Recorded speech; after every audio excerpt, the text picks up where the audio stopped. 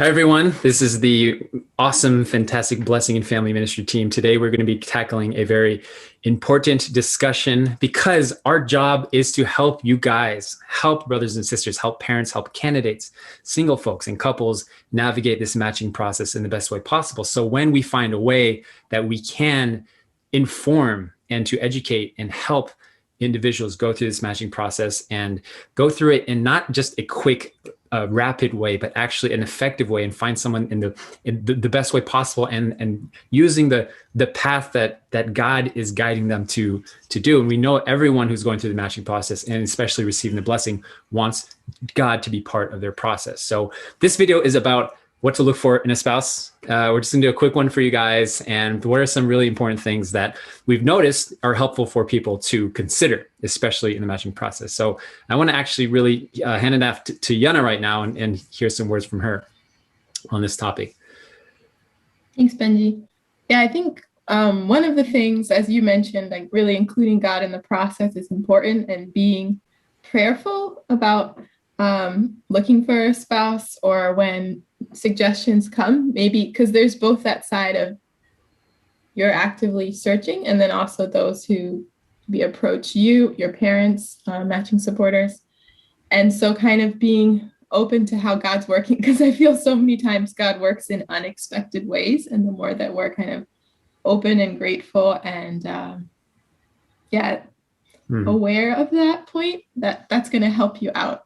I think sometimes we can get stuck in our own concept of how things have to be. So that's one thing, creating an environment of more openness in yourself and in your approach to matching. And what to look for in a spouse, I mean, I think it's, honestly, it's so interesting because it's a tough question. I feel this is something that's so important. And also, for me, like preparing for True Parents Matching, that's my experience.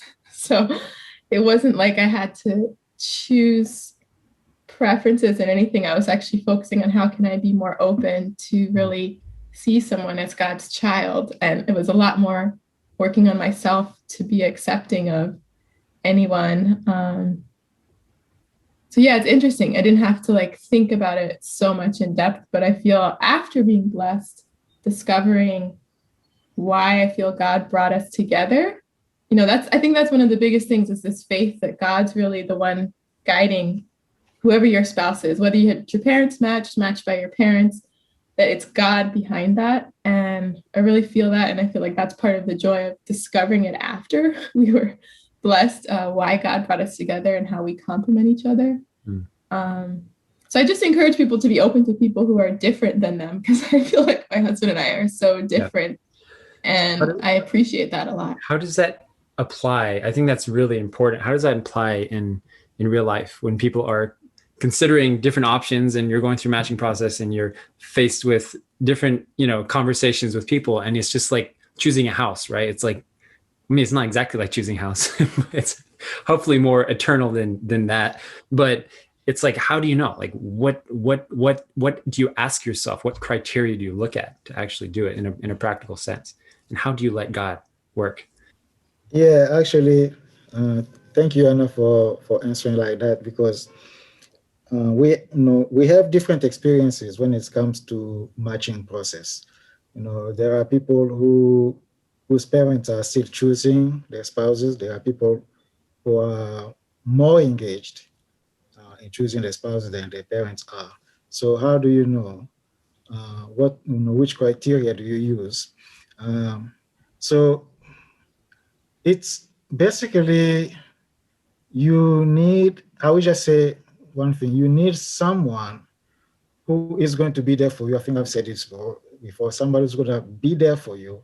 And the way for you to know that this person will be there for you, if you are a brother, you want to see how this sister has interacted with with her father and with her brothers, if she has any.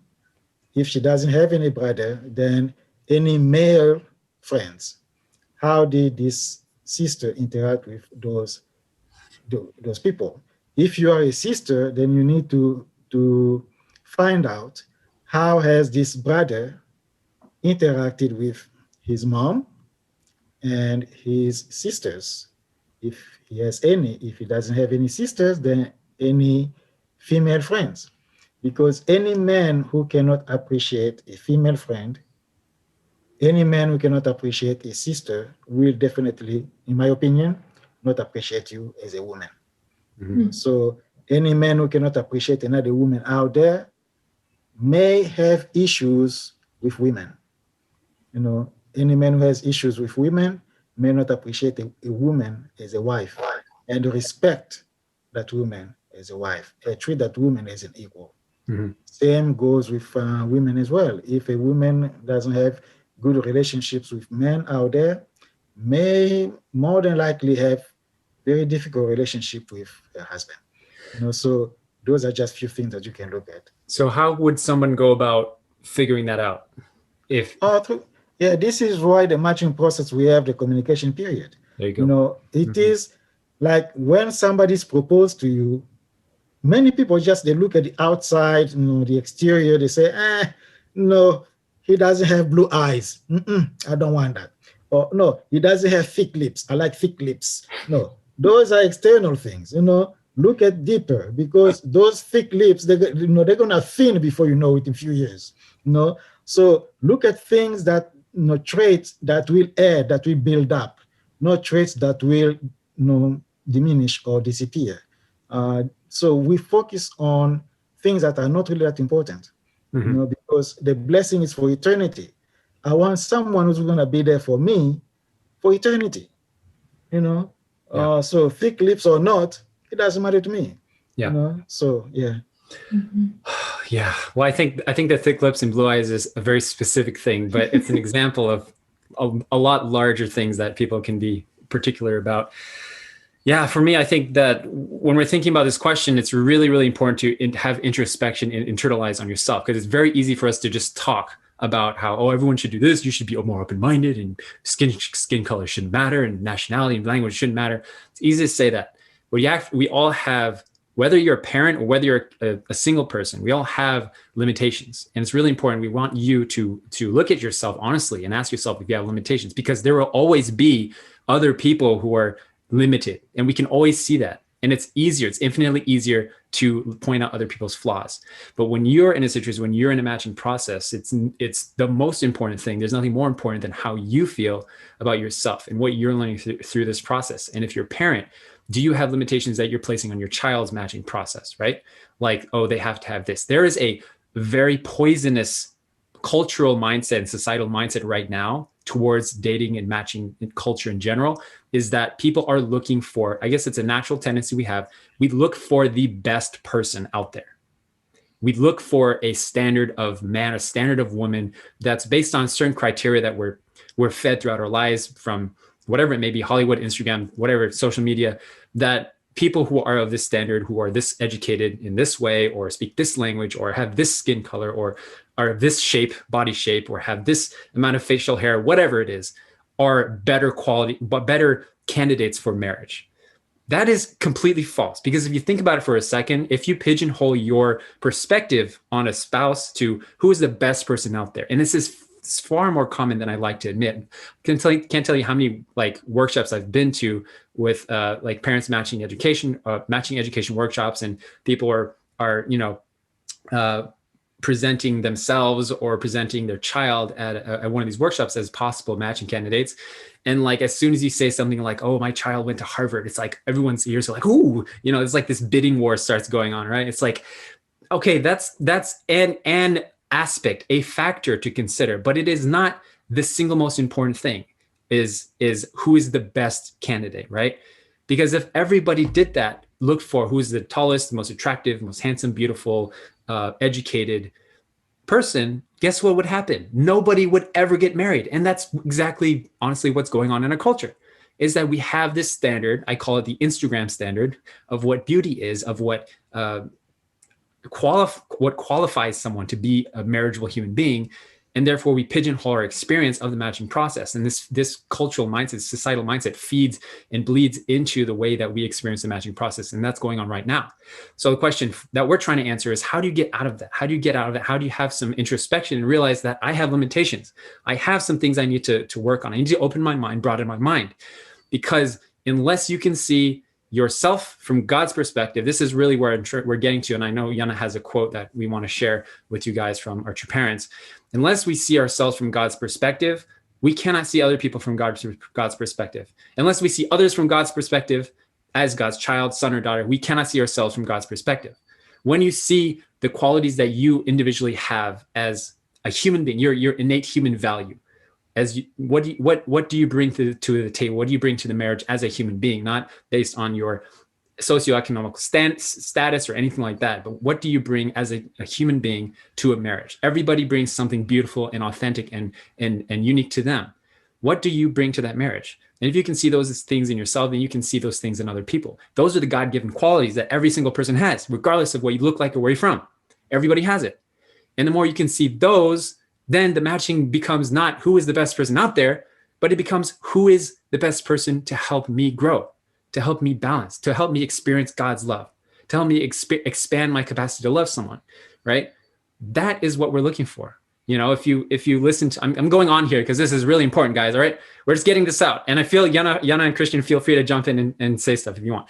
During my matching process, if you heard my matching process, I'll put a video down below where I shared my matching process. Okay. True Father asked me and our matching candidates to choose anybody you like from our matching candidates, right? It was a very intense matching ceremony we did. And he said, pick someone that you feel like would be good for you and God will support you. So of course, everyone's freaking out, doesn't know what to do. My first thought was, I should pick the ugliest person in the room, because that's how I trained my mind. I was like, I'm going to be, when you go to True Parents Matching, you're ready for anything. And this is the process. This is the mindset that we all should have towards to marriage and the blessing is, I'm ready for anything. I'm ready to do what is best, not what is most convenient. I'm willing to do what's best for God. If you have that mindset, what is best for myself, for my own growth. So my first thought was pick the ugliest person because that person will help me grow the most. And then I thought, that's a bad idea because what am I going to say when she asks me why I picked her? So I'm glad I caught that. And I was like, I better not do that. So instead, I look for the person that would balance me the most. True Father said, look for someone that balances you and your character. Look for someone that has an opposite type face of you. So I picked someone approach someone that has more round face and like bigger eyes to kind of complement my very narrow, like focused face, Anyways, long story, check out the video if you want. But my point is, we have to be able to see people from God's perspective, first and foremost. And when you do that, that's the highest level form of marriage, of finding someone. That's breaking the ceiling for what society says is important in a marriage. In society in general, not everyone, but they're operating at the level of, who's the most educated, qualified, who's going to make me the happiest or makes the most money, all that stuff. And that's all people know currently, generally. But we've found a way to break the ceiling. True parents have found a way to break the ceiling of what's possible, to not just think of those things, but to think about what can I do that is best for God, for the sake of my lineage, for the sake of the world, and for the sake of my children and for our couple. What's the best for me to expand my capacity to love someone and every day expand that capacity and therefore experiencing the fullness of God's heart and being able to express that love to other people. Right. And Yana said, try to look for someone that's different from you. I agree 100%. Because if I marry someone that's too similar to me, how boring is that? That's a boring life. And I don't want anything to do with that. I'm glad I married a Japanese woman from northern Japan that didn't speak any English, because now I know I can speak English and Korean, and we go to Japan every year. And it's difficult and it's challenging as heck going to her family's home in Aomori, because it's culturally difficult. It's the most challenging thing in my life, but I enjoy it because I grow through that experience and I learn how to love from that. Yeah, I really think it makes our life more exciting. I can relate so much. We're so different. And I've talked with other international couples about like, wow, you just keep discovering about yourselves, each other, because you're from such a different culture. And all of the things just really echo what you were saying, Benjy. I feel that there's a lot of this tendency in society. It's easier to look for someone who's very similar to you, that meets all these marks and you can relate and you have all these similar things, but it's such a very, it's not allowing that room to grow, just like you were talking about. And I think that's so important because life is about growth and God is really wants us to grow grow our hearts, I asked my husband actually, what is the meaning of the blessing? And he had this beautiful answer was to help us grow to understand God's heart. And I was like, yeah, wow. But I think like that kind of heart of growth and that starting point of growth, like you said, is so important. And I think it helps keep us more humble towards approaching the way we see people and how to see them from God's perspective. Yeah. So really like. Thank you, Anna. Video is helpful. I think we should leave our friends with some practical things they could do right now today. Before we do that, could you read that quote from True Parents? Yeah. And I think practical reading quotes, reading True Parents' words is a good way to connect to God's perspective. Different things hit you. But yeah, it was just fun. The peace messages about the blessing. There's a lot of great sections about the blessing in the peace messages. But it's saying that the best way to do this is through the cross-cultural marriage blessing. These marriages contribute to the enormous task of transcending the barriers of race, culture, nationality, ethnicity, and religion, and to creating one family of humankind. In God's sight, skin color makes no difference. God does not recognize national borders. God does not stand behind the barriers of religion and culture. They're nothing more than the devil's tricks. The devil has been using them to rule over humanity as a false parent for tens of thousands of years. You have the mission to teach the members of your families and clans that the cross-cultural marriage blessing is the ultimate means to establish a peaceful, ideal world here on earth. Yeah. That's you. Fantastic. Yeah, so like Yana said, get some reading, some hundoke. It's a really important way to take yourself out of yourself and look from a godly, literally a God's viewpoint perspective over things that you may not think about in day to day. And that's why I do hundoke, and that's why I need it.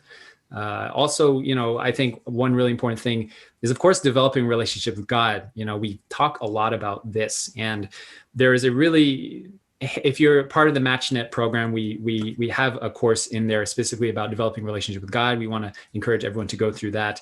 It's in the first lesson there in the course, and pray about it. Talk with people. Have give and take with people about this. It's really important that when you watch these videos by us and the team to take what you're learning and hearing and just digest it with somebody else. Have give and take with someone, whether it's a parent, with a matching supporter, with your child if you are a parent, with your spouse. And it's just through that give and take that things start to move and be more fluid, and the momentum is built, and then you can actually change things or take action from there. Okay. We're really rooting for you guys. And again, we make these videos because we know the challenges that are going on and the opportunities that are going on for you guys. And we're trying to just give you everything we can to help you succeed and do everything right. All right. Okay. Thanks for watching, everyone. Take care. God bless.